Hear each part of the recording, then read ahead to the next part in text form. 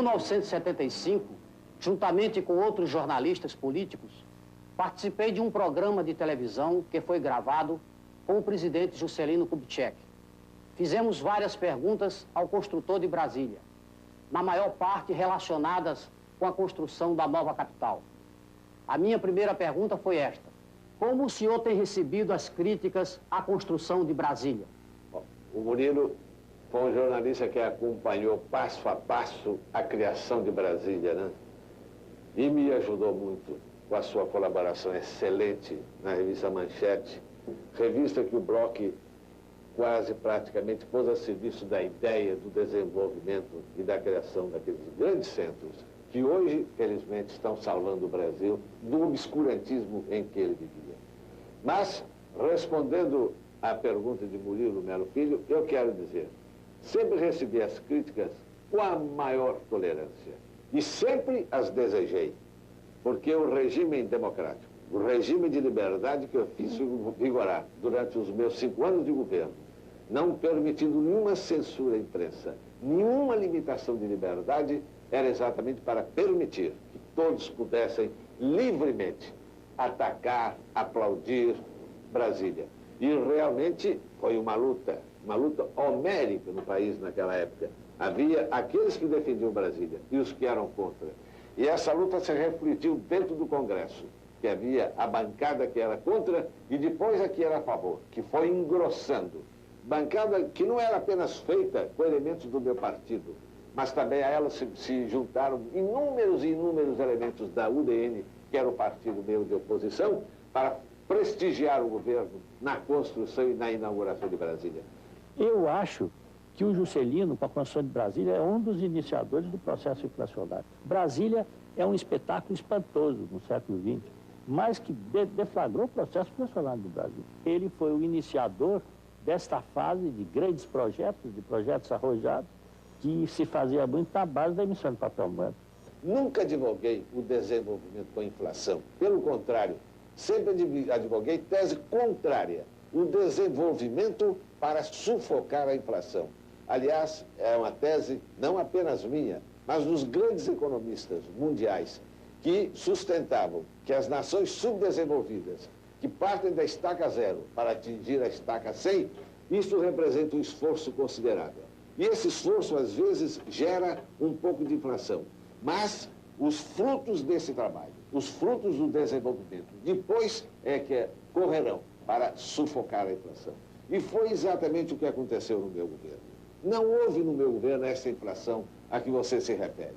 De modo que não é a inflação responsável pelo desenvolvimento. As causas da inflação são numerosas. E no Brasil, eu levaria aqui 2 horas para expô-las, mas elas vêm desde Dom João VI, acumulando-se através de uma série de fatores. Mas o fator mais importante, mais determinante da inflação no Brasil foi exatamente o subdesenvolvimento em que nós vivíamos. Subdesenvolvimento que não nos permitia ter estradas, hospitais, indústrias, escolas, em suma, uma nação que tinha abaixo dela apenas a Bolívia. Foi esse o quadro que eu encontrei quando assumi o governo. E Brasília era uma imposição. E digo mais, não foi uma imposição das minhas metas. Porque quando eu iniciei a minha campanha política, e já contei esse episódio por Jataí num comício público, foi a população que exigiu de mim que me pronunciasse a respeito se iria ou não construir a nova capital. E assim, em quase todos os pontos do Brasil, eu recebi esta pergunta. Ela nasceu, portanto, do povo. E a influência de Brasília hoje, no Brasil, quem quiser, vá passar uma semana em Brasília para sentir os ecos, a repercussão que Brasília está promovendo naqueles 6 milhões de quilômetros quadrados totalmente isolados do resto do mundo e que só tinham para habitá-lo alguns índios perdidos na selva amazônica. De modo mais do que qualquer governo. E ela foi menor do que em todos os governos. E posso lhe provar isso com um trabalho que eu mesmo apresentei ao Conselho Nacional de Economia, que foi elaborado juntamente comigo pelos meus ilustres assessores e técnicos, e nos quais nós provamos que a inflação no meu governo tinha sido até então a menor ocorrida no Brasil. Essa questão da inflação Foi uma arma de que se serviu a oposição. Não tendo outra para me combater, ela se serviu desta para procurar desmoralizar a minha ação e o meu governo. Mas não deu resultado, felizmente, porque as obras que foram feitas no meu governo aí estão, como geradoras de um desenvolvimento sem o qual hoje esta nação não estaria no ponto a que chegou. Das 30 metas do seu governo, presidente, qual a que o senhor considera a mais importante? Brasília, eu tive que depois cognominar a meta síntese, porque, na verdade, eram tão importantes as metas do meu governo que classificar uma mais ou outra menos seria difícil para mim na ocasião. Porque, se querem, vamos rememorar durante 2 minutos o que era o Brasil quando eu assumi o governo. Era um país que tinha apenas 800 quilômetros de estradas pavimentadas. Hoje, já tem cerca de 50 mil. Foi iniciado esse movimento no meu governo. Quando eu saí, já havia 14 mil quilômetros de estradas pavimentadas. Havia 800 quando eu entrei para o governo. Automóvel, não se fabricava um automóvel. Não tínhamos, importávamos cimento, importávamos aço. Todas as indústrias básicas nós tínhamos que importar. De modo que é o seguinte, era um país que não tinha mesmo como viver. Tinha que viver dos favores do exterior, da importação. E não tínhamos o que exportar para compensar essas exportações.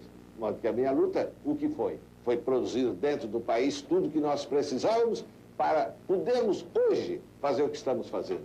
Exportar largamente aquilo que produzimos, não só de matérias-primas, mas também objetos manufaturados, que levam, além da matéria-prima, o trabalho do homem brasileiro. Basta dizer que, quando assumi o governo, não se fabricava um motor do Brasil. Ora, uma nação que não fabrica motor ainda está na fase do carro de boi. Presidente Juscelino Kubitschek, é verdade que o DNR, Departamento Nacional de Estradas de Rodagem, foi, naquela ocasião, contrário à construção da estrada Belém-Brasília? Foi contra Belém-Brasília. O DNR considerava que Brasília era um empreendimento antieconômico e optava para que fosse feito a estrada litorânea, que iria ligando o Rio de Janeiro à Bahia, Pernambuco, a Ceará, a São Luís, Belém. Eles consideravam que era um empreendimento sem significação. Mas eu dizia, mas então não tem significação um empreendimento que liga o Brasil por dentro, que nos libera desta coisa humilhante para o Brasil. Só se pode ir do Rio de Janeiro a Belém através do mar ou por avião. Na Grande Guerra, na última Grande Guerra, ali na esquina do Amazonas com o Atlântico, foram torpedeados cerca de 40 navios brasileiros. Submarinos alemães se postavam ali. E a região amazônica, Belém, todas as cidades da margem do rio Amazonas até Manaus, ficaram inteiramente bloqueadas. As crianças não tinham açúcar para tomar leite. Era preciso pegar a cana e torcê-la para ter o caldo de cana como doce para as crianças. As obras pioneiras, as obras bandeirantes, nunca podem ser rotuladas nesse terreno, se são ou não econômicas. Elas têm que ser feitas, qualquer que seja o sacrifício que exijam. É muito difícil classificar os episódios que emocionam a gente. Mas um homem que teve uma vida política agitada, como foi a minha, que viveu na luta desde que entrou para a política e que soube enfrentar, graças a Deus, todos os obstáculos que a política trouxe para o seu caminho, teve horas terrivelmente emocionantes.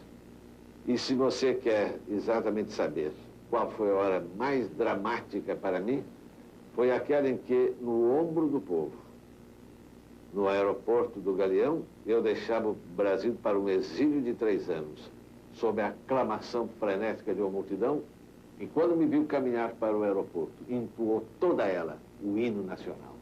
Esse foi realmente um momento de terrível emoção.